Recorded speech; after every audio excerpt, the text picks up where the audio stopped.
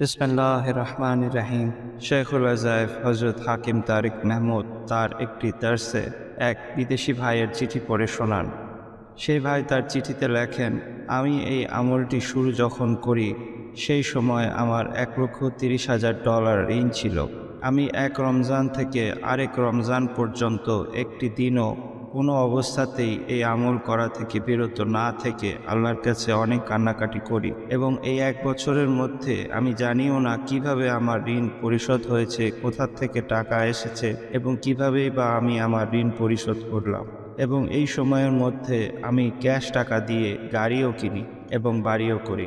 United স্টেটসে যাদের আত্মীয় স্বজন আছে তারা জানেন যে সেখানে ক্যাশ টাকা দিয়ে গাড়ি কেনা একটি অনেক বড় বিষয়। তিনি ক্যাশ টাকা দিয়ে গাড়ি কিনেছেন এবং বাড়িও করেছেন। সেই ভাই চিঠিতে আরও লেখেন যে আমার বাসায় সবসময় আমার কাছে ক্যাশ থাকে এবং তিনি দোয়া চান তিনি এবার তার ছেলে এবং মেয়ের জন্য বাড়ি করার চেষ্টা করছেন। তো আমি এই ভিডিওর লিঙ্কটি ডিসক্রিপশনে দিয়ে দেব, আপনারা চাইলে সেখানে গিয়ে দেখতে পারেন। বন্ধুরা, এই আমলটি আমিও করেছিলাম। আমার আমলটি করতে সব মিলিয়ে সময় লাগতো 20 মিনিটের মতো।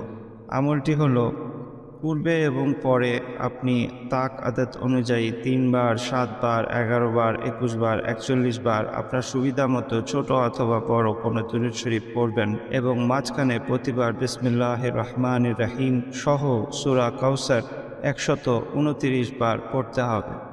এভাবে খুশু ইখলাসের সাথে, ধ্যান খেয়ালের সাথে, এক মনের সাথে আপনি আমল করে আল্লাহর কাছে নিজেকে ভিখারি জেনে আপনি যদি চাইতে পারেন, বেশি সময় লাগে না এই আমলের তাসির জাহির হতে।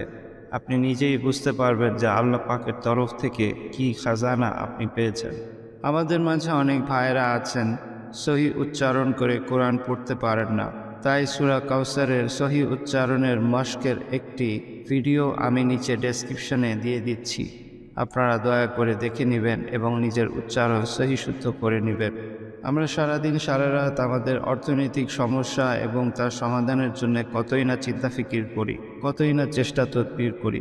ছেলেবেলার থেকে বিশ্ববিদ্যালয় পর্যন্ত পড়া এবং সেই থেকে ক্যারিয়ারের শুরু থেকে শেষ পর্যন্ত কতই না আমরা পেরেশান হই অর্থনৈতিক সমস্যার জন্য। কিন্তু এই সহজ একটি আমল যা করতে শুধুমাত্র 20 মিনিট সময় লাগে, সারাদিনের 1440 মিনিট সময়ের মধ্যে 20টি মিনিট কি আমি আমার অর্থনৈতিক সমস্যা সমাধানের জন্য আল্লাহর কাছে ফরিয়াদ করতে পারি না?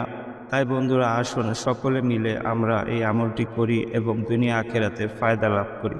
জাযাকাল্লাহু খায়র। আসসালামু আলাইকুম ওয়া রাহমাতুল্লাহি ওয়া বারাকাতুহু।